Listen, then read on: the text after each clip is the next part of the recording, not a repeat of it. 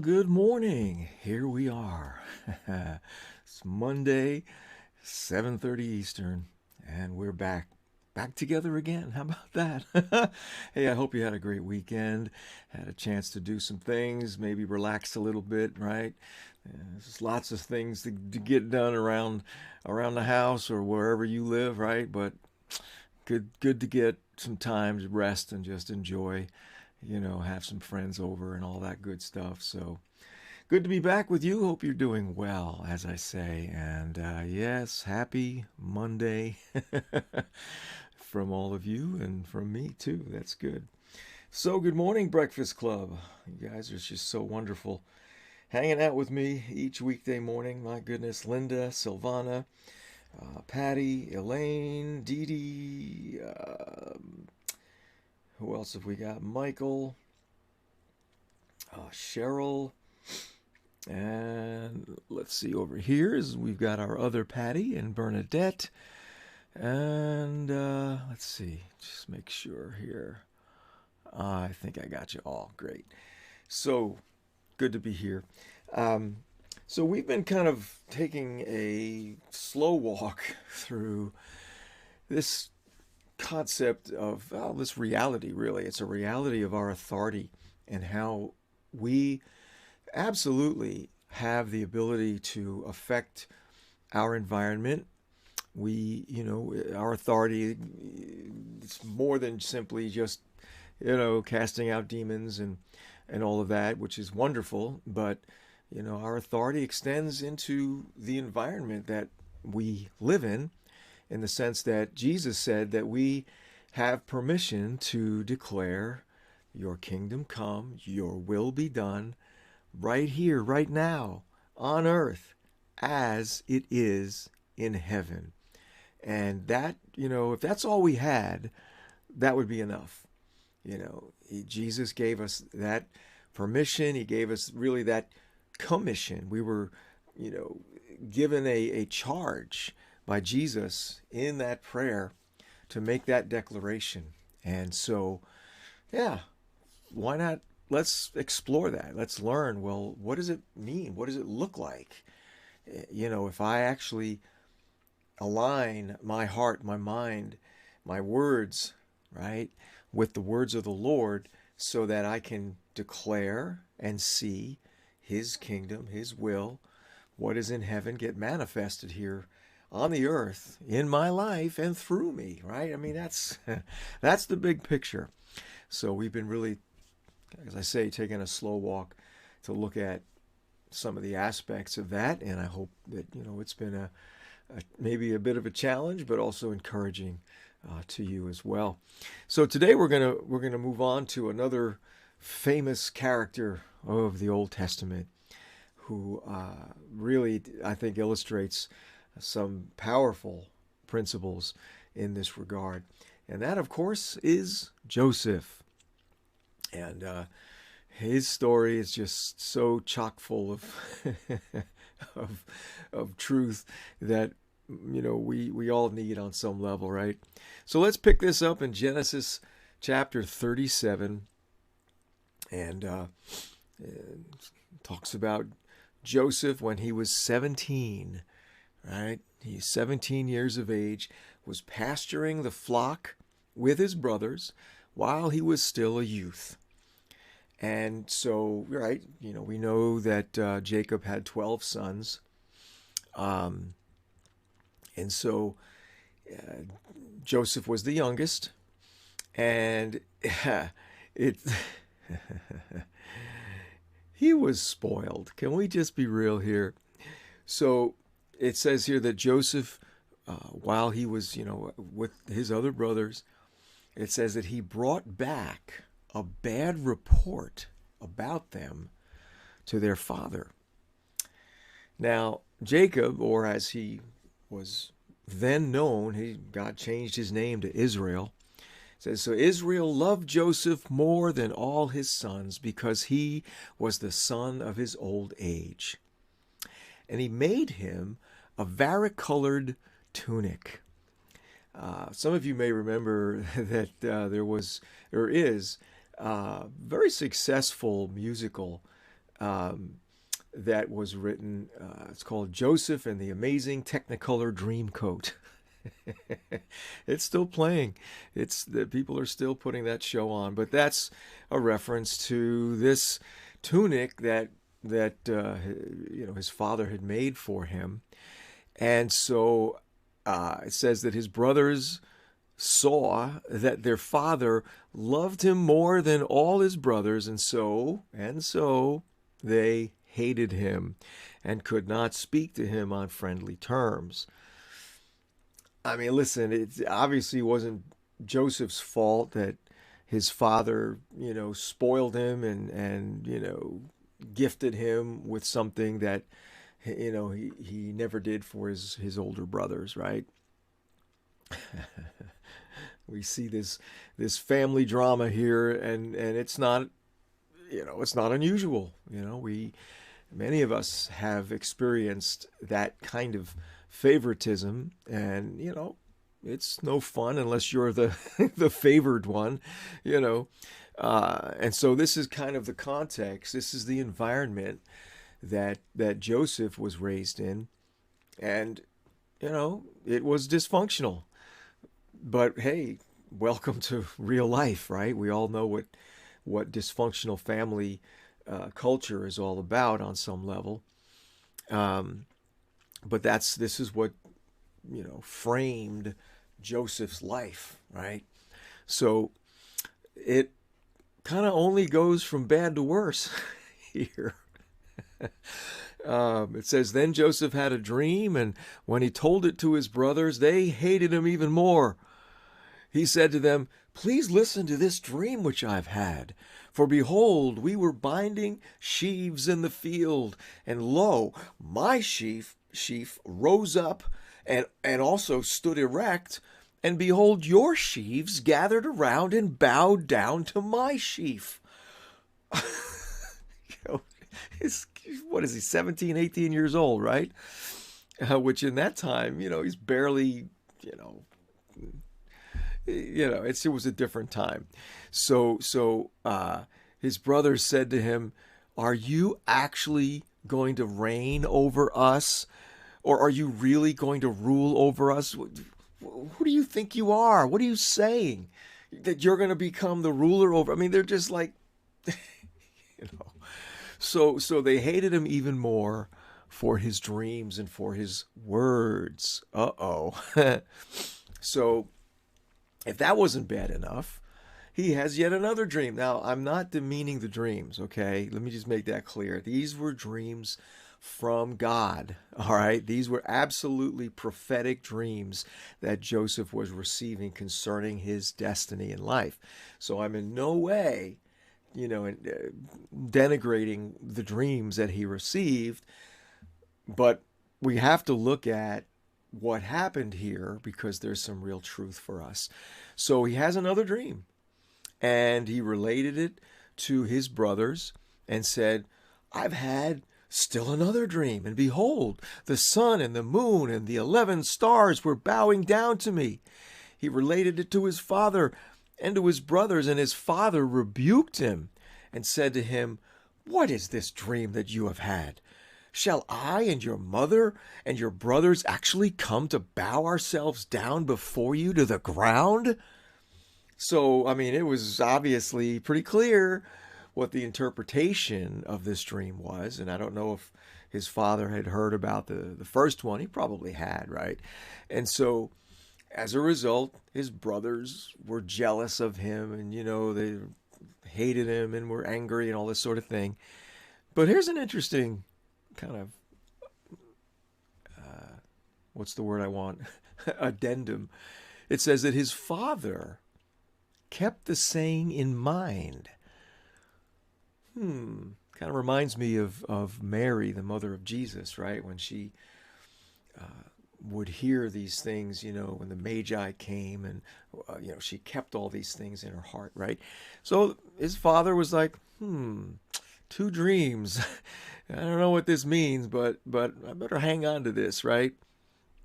So, as a result of all of this wonderful family drama, Joseph is sent by Jacob to see how his brothers are doing out there, you know. And when the brothers see him, this is now Genesis 37:18.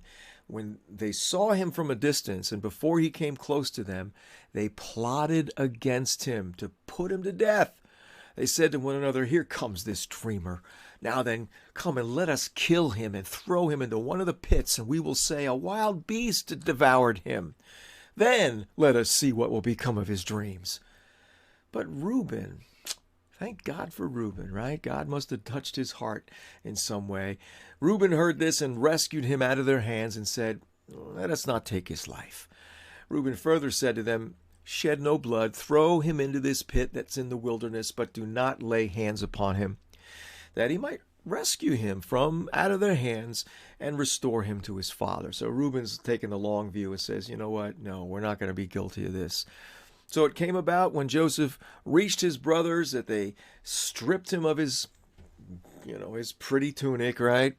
The varicolored tunic that was on him, and they took him and threw him into the pit. Now the pit was empty without any water in it. So they sat down to eat, and all of a sudden they see in the distance a caravan of Ishmaelites coming from Gilead, their camels bearing aromatic gum and balm and myrrh on their way to bring them down to Egypt. Judah has the bright idea and says, "What profit is it for us to kill our brother and cover up his blood? Let's sell him to the Ishmaelites and not lay our hands on him, for he is our brother." So he is our brother, so we won't kill him, but we're going to sell him like a slave. And I mean, it's like, right? So his brothers agreed, right? And when the traders came by, they pulled him up out of the pit, sold him for 20 shekels of silver. Wow. So the traders took Joseph and they brought him into Egypt. And then that's where the next chapter of Joseph, of his journey, right, commences. So what are we to make of all of this? Well, again, Joseph has these powerful dreams that the Lord gives him. But because he doesn't know, and I'm not blaming him. It's like when you're a teenager, right? The kid's a teenager. You get a dream like that, and you've already been spoiled by your dad, because you got this really nice tunic that nobody else has, and you're also kind of the family tattletale, right? Because it says that he brought back a bad report about his brothers when, he was with them tending the flocks. So we all know someone like that. Maybe we were that spoiled little brat, who just took full advantage of our most favored status. The stories of something breaking in the house, and you blame the other sibling, you know what I mean, because they're older, they get punished and you get off scot-free. I mean, we know these scenarios, right?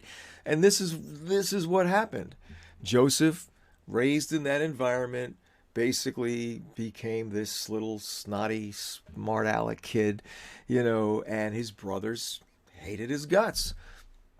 Bottom line, right? So everything that happens to Joseph as a result of this is because he didn't know how to deal with the dreams in a way that continued to honor his parents and his brothers. Instead, he just threw it out there, and as a way of just saying, look how important I am, look how amazing I am. Not only am I the favored son, but I'm having dreams where you guys are all bowing down to me. I mean, it just must have been an amazing thing, for him to realize that that's what that meant, but not knowing how to deal with it. So what are we to take away from this? Well, what happened to Joseph, when you are honest about it and look at it, it was self-inflicted because of, his attitude of superiority, again, I know it was because of how his dad treated him, but at the same time, you can't absolve him completely from his actions and his words. Where the dreams that he had were powerful, but he didn't have to kind of rub it in the faces, of his brothers or of his father and mother publicly. In other words, publicly stating these dreams in such a way that it became a humiliation for his family. See, that was wrong. And, the fact that he was the tattletale and all of that, that didn't, help things either. So we've got to recognize that we often can simply take full responsibility for whatever condition we find ourselves because of how we responded, what we did, what we said. Most times it's what we say, because what we say usually precedes what we do. So all of that is just an issue that we've got to recognize. And what we see happening many times is the outcome that is described for us in Proverbs 16:18, where it says that pride goes before destruction and a haughty spirit before stumbling. So, Joseph, as a teenager, all that this was happening, gets this wonderful tunic that nobody else had. He's loved and cherished more than his other brothers because he's the youngest. And, Jacob is just, he just does that, and all that kind of results as a result of that, right, is because Joseph didn't keep himself humble, right? And just allowed for him, he got a big head, he just got a big head. And so that resulted in his brothers taking action against him. And so we just have to be honest about the possibility, that what I did, what I said, is responsible for, in large part, what I'm experiencing in life. Now, I know, again, there's other things that can happen. We can't control what other people say or do. And so I'm not talking about those kinds of things that we have no control over. But a lot of the things that we've experienced in life, we did have control over. And we do have control over. And that's where this whole authority thing comes into play. It's like, Lord, show me how I have, added to the warfare that I am experiencing in my life because I did it my way. I made choices that came out of pride, came out of thinking that I had it all figured out, and I really don't. So being willing, to allow the Lord to show us, where did I mess up? I've been through several extremely difficult seasons in my life that I was ultimately able to look at and say, all right, so I see here where I messed up. I see where I didn't have a heart of humility and compassion, where I rejected people who wanted to give me wisdom, counsel, and I just was like, I know what I'm doing. I got this. I got this, and you just walk through those situations where all of a sudden, as we just read, pride goes before destruction, a haughty spirit before stumbling. And when you stumble and fall flat on your face, yeah, that's a wake-up call. That's a huge wake-up call. I mean, one of the things that happened as a result of that is that we almost went bankrupt.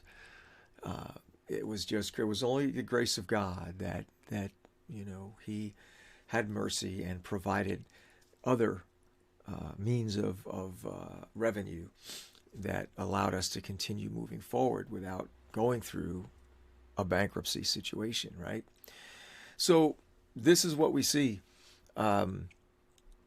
in Joseph's life, and we see that as well for ourselves if we're honest, right? I said things I shouldn't have. I made decisions I shouldn't have where I just thought, it was the right thing to do.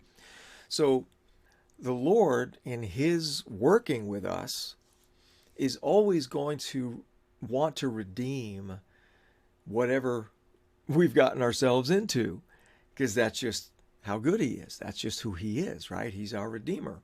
So no matter what kind of mess we've gotten ourselves into, there's never going to be, a door closed that says, sorry, you crossed the line, forget about it, you're done, you're toast. No, he always is there ready to bring us back, to redeem us, to give us what we need to understand about what we just experienced or what we're still experiencing, so that it becomes wisdom for us, right? God's not into punishment. I hope you understand that. He's not a God of punishment. He is a God of correction, right? Where he will show us where we went wrong. But his correction is always from the standpoint of, here's what you need to learn. Here's what we need to learn from that. So that having received that wisdom, we won't hopefully make the same mistake twice. I know sometimes we can be a little thick-headed, and it might take 2 or 3 times of making the same mistake, repeating whatever problem that we bring upon ourselves till we finally get the message. But he never gives up, right? He never stops working to bring us what we need to actually experience the life that he designed us for from the beginning. So when we are our own worst enemy, right? When, as I now say, because of Andrew Womack's influence in my life, when we get hung by our tongue, right? Which is what we see happening here in Joseph's life, God still redeems. And so the question then that we should ask, I believe, is, how did God use the consequences in my life to bring transformation? And if I'm in a situation now, Lord, how do you want to use this situation to bring transformation into my life right now? Because that's what he's all about, right? He is continually at work to conform us to the image of Jesus. That means that all of the aspects of my life that don't look like Jesus, in terms of my character, my attitudes, my thoughts, my behaviors, and all of that, right? Well, those are the areas that he's working on. He's showing us, that's the old way. That's the old you. That's dead. Let's look at the new you, right? The new nature, the new creation, right? Because we are one with Jesus, we now have all of his characteristics and qualities and potential, right? That's the awesome part. And so, looking at things honestly, Lord, show me, where I messed things up because I made these bad choices. If you don't know already, many times we don't need him to show us that, because it's like pretty obvious, but if you're kind of unclear, you can always ask, Lord, show me, search my heart, right? Try me, know me, see if there be any hurtful way in me, as David prayed in Psalm 139, and he'll do that. And then from there, it's, how are you going to transform me through this situation? Or how did you? What did you do? All of this is all geared toward us receiving wisdom from him, because it's his wisdom that shows us, right? It shows us what the abundant life looks like, what his desire for us actually consists of. And so that's what we get to do, right? We get to look at all the messes that we got ourselves into and know that it's all going to work together for good as long as we continue to walk with him put him first, right? Have that, just that strong desire for him to just do everything that is needed to make us more like Jesus. That's where we start from. Isn't that amazing? Our starting point is being one with Jesus and having all of this capability now. That's our starting point. So there's never going to be an impossible situation. There's never going to be an unredeemable consequence. And how wonderful is that? And that's where we need to really shift into our understanding that, okay, I messed up. I messed up. But as we know, because we know the end of Joseph's story, those dreams did actually come true.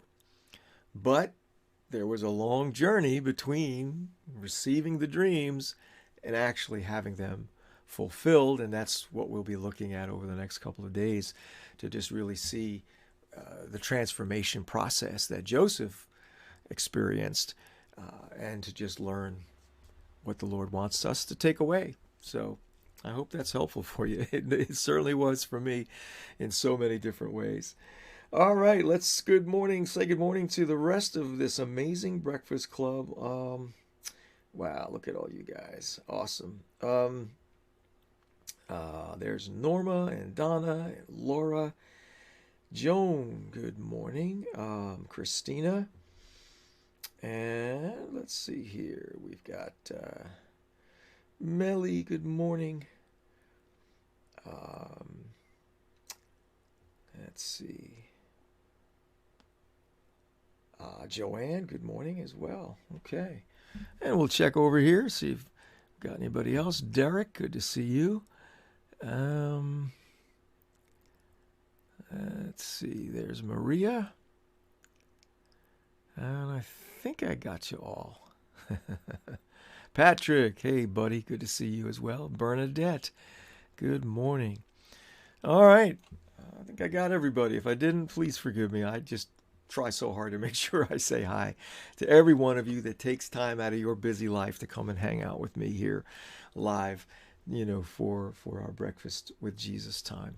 So have an awesome day. Be encouraged.